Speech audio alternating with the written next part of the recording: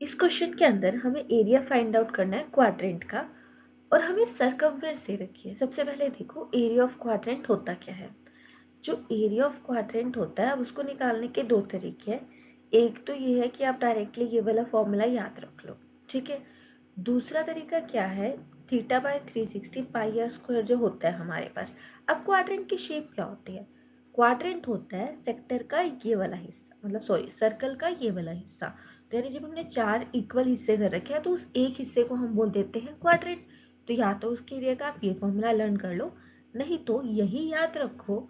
और इस केस में जो थीटा होता है वो कितना होता है 90। तो थीटा 90 है तो मतलब क्या हो जाएगा 90 बाई 360 पाई आर स्क्वायर।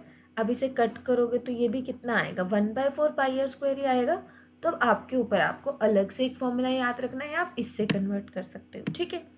तो ओवरऑल बात क्या है, मुझे इसका एरिया निकालना है और एरिया निकालने के लिए मुझे आर की जो वैल्यू है वो फाइंड आउट करनी पड़ेगी पहले, तभी मैं एरिया निकाल सकती हूँ। तो वो किससे निकलेगा, सरकमफ्रेंस से। अब जो सरकमफ्रेंस है वो देखो मैं यहाँ कर रही हूँ, वो कितने गिवन है 2 पाई आर।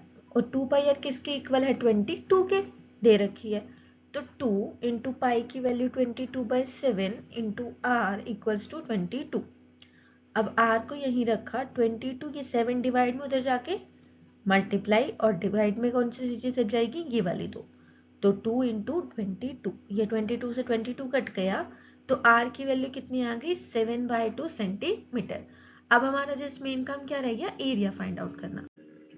अब r की वैल्यू हमारे पास कितनी आ गई थी 7/2। तो अब हम निकालेंगे एरिया, किसका एरिया निकालना है हमें, क्वाड्रेंट का। तो मैं अब 1/4 वाला ही यूज कर रही हूँ क्योंकि मैंने पीछे आपको वो चीज सिखा दी है। 1/4 पाई आर स्क्वायर।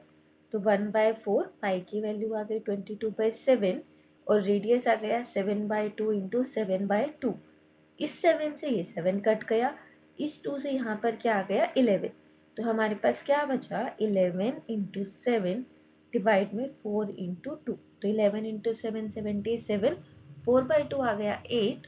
तो ये हमारे पास क्या आ गया, हमारा आंसर 77/8 सेंटीमीटर स्क्वायर। यूनिट जरूर लगाएंगे वरना आपके नंबर डिडक्ट हो सकता है।